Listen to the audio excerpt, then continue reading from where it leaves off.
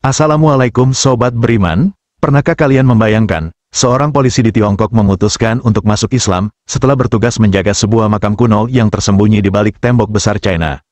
Makam itu ditemukan secara tidak sengaja, setelah bagian tembok mengalami runtuh karena longsor. Yang bikin merinding, banyak yang meyakini, makam tersebut adalah milik seorang nabi, yaitu Nabi Zulkifli. Apa yang sebenarnya terjadi di sana, dan kenapa pengalaman itu mengubah hidup sang polisi?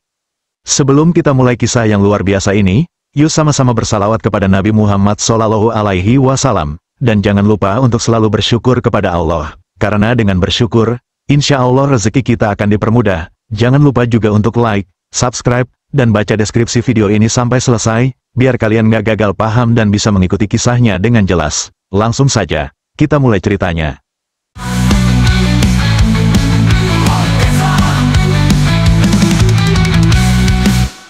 Namanya Yuan Yun, usianya 35 tahun, seorang pria berkepala dingin, bertubuh tegap dengan mata yang tampak tenang namun penuh kewaspadaan. Ia bukan tipe orang yang banyak bicara, tapi di antara rekan-rekannya di Satuan Kepolisian Provinsi Hebei, ia dikenal sebagai sosok yang disiplin, cermat, dan sangat bertanggung jawab. Bagi banyak orang di sekitarnya, Yuan Yun adalah tipe pria tua dalam tubuh muda, hidupnya lurus, tak neko-neko, dan hampir selalu menjalani hari-harinya dengan pola yang sama.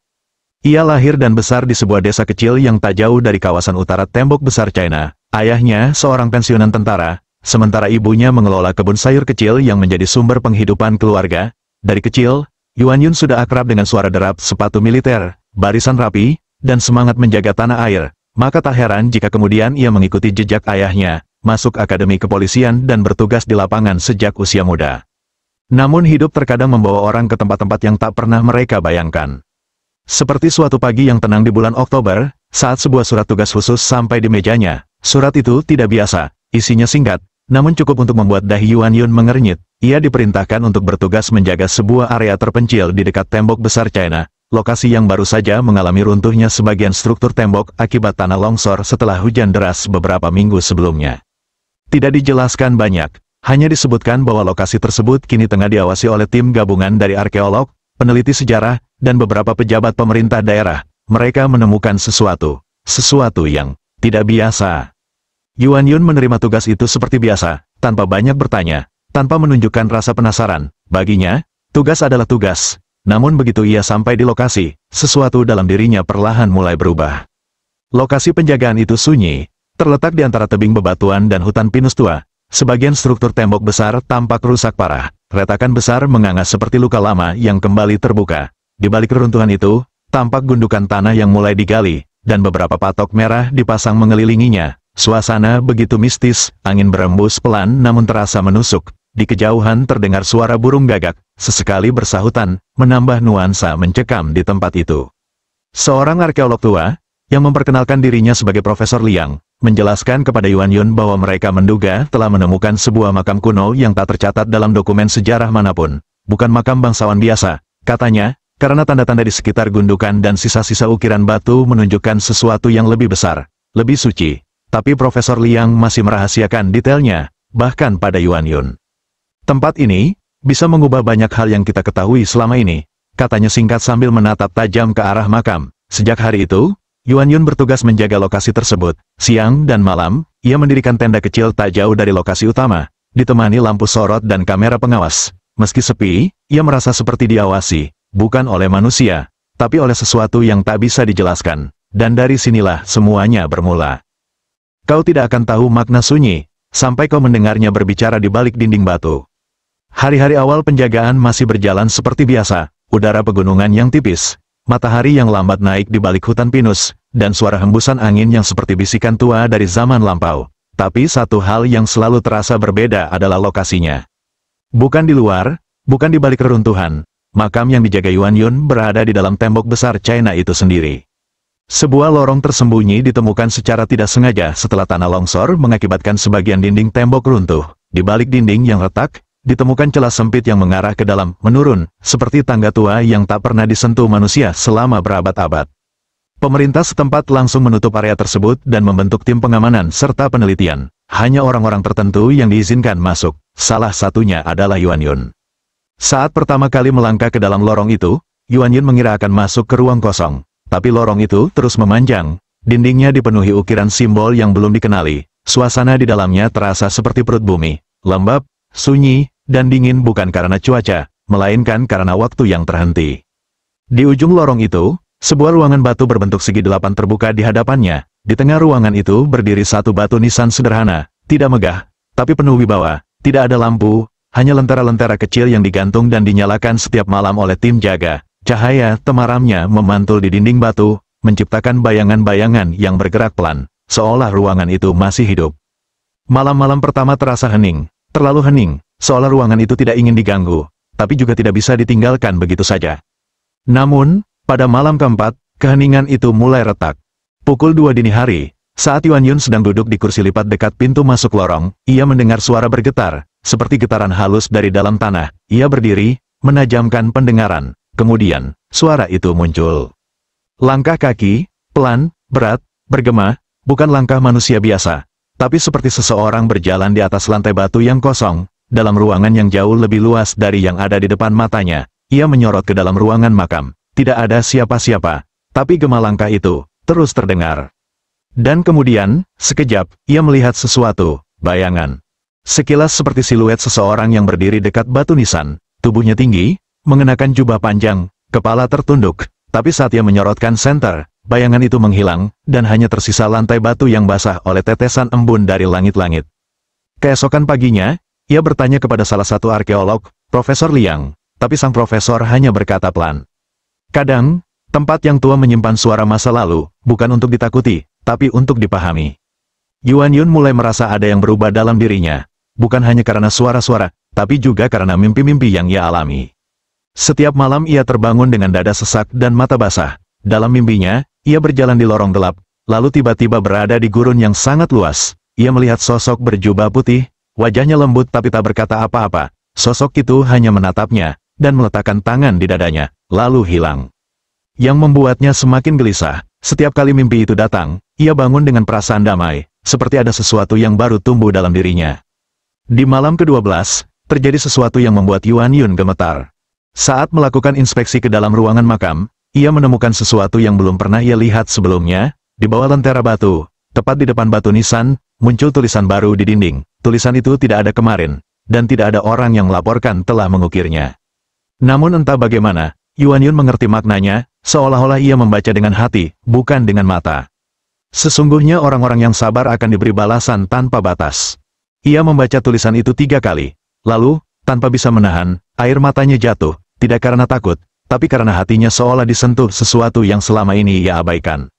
Sejak malam itu, Yuan Yun mulai mencatat suara-suara yang ia dengar, lantunan asing yang kini terdengar seperti doa, bukan mantra, bukan gumaman, tapi bacaan yang punya irama, ketenangan, dan makna yang tak ia mengerti, namun rasanya sangat akrab.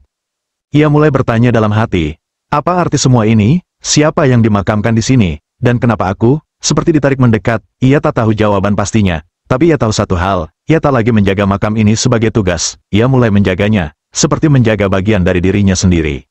Setiap malam terasa berbeda bagi Yuan Yun sejak suara-suara itu datang. Ia masih duduk di kursi lipat yang sama, masih menatap lorong tua yang membawanya ke dalam ruang makam rahasia di balik tembok besar. Tapi kini, ia tidak lagi berjaga dengan tatapan dingin polisi. Tatapannya berubah, penuh tanya, penuh rindu akan jawaban yang belum ia mengerti. Suara-suara itu tak lagi hanya muncul saat malam. Kadang, di siang bolong, saat ia sedang menyapu debu di lantai batu, ia bisa mendengar lantunan yang samar, seperti bisikan yang dipanggil dari kejauhan. Kadang ia mendengarnya dari balik tembok, kadang, ia merasa suaranya berasal dari dalam dirinya sendiri. Yuan Yun mulai penasaran, ia mencatat setiap penggalan suara yang bisa ia ingat, kemudian mencocokkannya di internet, menggunakan aplikasi pengenal suara, dan bahkan memutar ulang rekaman CCTV yang diam-diam ia atur untuk merekam audio di malam hari. Dan suatu malam, setelah berjam-jam mencari, ia menemukannya. Salah satu lantunan yang ia dengar memiliki kemiripan dengan rekaman murotal Quran, bacaan kitab suci agama Islam. Ia belum pernah benar-benar tahu apa itu Islam, baginya, itu hanya nama salah satu agama yang dianut oleh sebagian kecil orang di Tiongkok Barat. Tapi malam itu, setelah memutar salah satu rekaman bacaan Al-Quran dari internet, ia merinding. Suara itu, persis dengan suara yang sering muncul di dalam ruang makam. Bukan sekadar sama, tapi identik, bacaan yang menenangkan, berirama, dan terasa seperti sedang dibacakan bukan untuk telinga, tapi untuk hati. Dari situlah semuanya dimulai. Hari-hari berikutnya, Yuan Yun mulai mencari tahu. Ia membaca artikel tentang Islam, menonton video tentang salat, tentang nabi-nabi, dan tentang makna hidup dalam Islam. Ia belajar dengan cara paling diam-diam. Di ponselnya, ia mengunduh aplikasi Al-Quran dan memutar surah pendek setiap malam, sambil duduk di dalam ruangan makam, dalam gelap, dalam sunyi. Dan yang mengejutkan, setiap kali ia mendengarkan bacaan itu, ia merasa dekat dengan sesuatu yang tak bisa dijelaskan. Seolah-olah ada seseorang yang memeluknya dari dalam, bukan secara fisik, tapi seperti jiwa yang digenggam erat dan dijaga. Mimpinya pun mulai berubah. Gurun itu masih ada. Sosok berjubah putih itu masih menemuinya. Tapi kini, ia mulai berbicara, bukan dalam bahasa Mandarin, tapi Yuan Yun mengerti. Ia hanya mengatakan satu hal. Jika kau mencari, maka kau akan menemukan. Dan bila kau berserah, maka kau akan diselamatkan. Ia terbangun dengan nafas berat, lalu menangis, tangisan yang bukan karena sedih, tapi karena merasa sangat kecil, dan sangat dicintai. Pada suatu pagi, saat sedang duduk di depan ruangan makam, ia memberanikan diri bertanya pada Profesor Liang. Pak, siapa sebenarnya yang dimakamkan di sana? Sang profesor menatapnya lama, lalu menjawab pelan, seperti sedang memilih kata-kata. Tak ada data pasti, tapi dari simbol, dari arah penguburan, dan dari fragmen kayu dan batu nisan yang kami temukan, sebagian besar dari kami meyakini bahwa ini adalah makam seorang nabi, nabi yang dikenal dalam 3 agama Samawi, tapi satu-satunya naskah kuno yang menyebutkan nama yang mirip, hanya ada dalam kitab suci umat Islam. Yuan Yun tercekat, ia tidak menyebut nama, tapi hatinya tahu siapa yang dimaksud. Nabi Zulkifli, nama yang baru ia dengar beberapa hari lalu, saat menonton video tentang para nabi dalam Islam. Nabi yang dikenal karena kesabaran dan keikhlasannya dalam menerima takdir. Nabi yang tak disebutkan banyak kisahnya, tapi dicintai karena kesunyian hidupnya yang penuh makna. Sejak hari itu, Yuan Yun mulai memperdalam pencariannya. Ia membaca tentang rukun Islam, tentang salat, tentang wudhu, dan tentang bagaimana seseorang bisa mengenal Allah. Ia menulis semua yang ia pelajari dalam buku kecil, yang kini selalu ia bawa kemanapun. Di balik semua itu, ia mulai berbicara kepada Tuhan, bukan dengan ritual, bukan dengan doa yang sudah dihafal, tapi dengan kata-katanya sendiri. Ia berkata pelan saat sendirian di ruang makam, kalau engkau memang ada, dan kalau engkau yang memanggilku lewat semua ini, maka tunjukkan aku jalan, aku siap belajar, aku siap berserah. Dan untuk pertama kalinya dalam hidupnya, Yuan Yun merasa, ia sedang berbicara dengan sesuatu yang benar-benar mendengarnya. Tak terasa, hampir 1 bulan sudah Yuan Yun berjaga di dalam ruang rahasia itu. Tapi waktu tak lagi terasa seperti angka, hari-harinya berubah menjadi lapisan-lapisan keheningan, lantunan, dan perenungan. Dalam gelap yang menenangkan, ia menemukan terang yang tak bisa dilihat mata. Ia kini mulai hidup dalam 2 dunia. Dunia yang satu, masih berseragam, masih menjalankan tugas sebagai polisi penjaga situs rahasia. Dunia lainnya, lebih dalam, lebih sunyi, dan lebih jujur, dunia di mana ia mulai mengenal Rabb-nya. Yuan Yun mulai menghafal beberapa doa pendek, ia mempelajari gerakan salat lewat video dengan hati-hati, menirukannya diam-diam saat malam, ia bahkan membuat ruang kecil di dalam lorong makam, tepat di pojok ruangan batu, tempat ia biasa berdiri sendiri, mengangkat tangannya, dan menundukkan kepala, walau ia belum tahu semua bacaannya. Tapi ada sesuatu yang terasa benar, setiap gerakan, seperti mengetuk pintu yang lama tertutup di dalam dirinya. Dan pintu itu, perlahan, mulai terbuka. Pada malam ke-30, Yuan Yun mengalami mimpi yang berbeda dari sebelumnya. Ia berada di dalam ruangan makam, tapi kali ini ruangan itu dipenuhi cahaya lembut, seperti fajar yang turun ke dalam tanah. Sosok berjubah putih yang biasa ia lihat kini mendekat lebih jelas. Ia berbicara dengan suara yang tenang tapi tegas. Jalan ini tidak kau temukan karena tugas, kau temukan karena dipilih. Kini saatnya kau bersaksi. Yuan Yun terbangun dengan tubuh berkeringat, tapi hatinya tenang. Ia duduk lama di depan batu nisan. Pagi itu, ia tidak menyalakan radio, tidak menyalakan ponsel. Ia hanya diam, menatap dinding batu yang kini baginya bukan lagi sekadar ruang kuno. Tempat ini telah menjadi saksi perubahan jiwanya. Siangnya, ia meminta izin untuk bertemu dengan salah satu peneliti dari Urumqi yang ia tahu adalah seorang Muslim. Namanya Idris. Lelaki tua itu sering terlihat membaca buku kecil saat istirahat siang. Dengan suara pelan, hampir berbisik, Yuan Yun bertanya, "Pak, bagaimana cara menjadi seorang Muslim?" Idris menatapnya dalam, tidak terkejut, seolah ia tahu pertanyaan itu akan datang. Ia mengangguk pelan, lalu menjawab, "Cukup dengan bersaksi bahwa tidak ada Tuhan selain Allah, dan Muhammad adalah utusannya." Yuan Yun menunduk, ia meresapi kalimat itu. Ia sudah mendengarnya berkali-kali dalam video yang ia pelajari. Tapi hari itu, kata-kata itu bukan hanya kalimat, mereka adalah keputusan. Mereka adalah janji, mereka adalah titik balik dari pencarian panjangnya. Di dalam ruangan makam itu, ditemani gemerlap lentera dan sunyi yang lembut. Idris menuntunnya, perlahan, satu kalimat demi satu kalimat. Dan saat Yuan Yun selesai mengucapkannya, udara terasa berbeda. Ruangan itu, yang dulu gelap dan dingin, kini terasa hangat. Ia tidak menangis, tapi matanya basah, dadanya lapang, seolah beban yang ia bawa selama ini, dilepaskan begitu saja.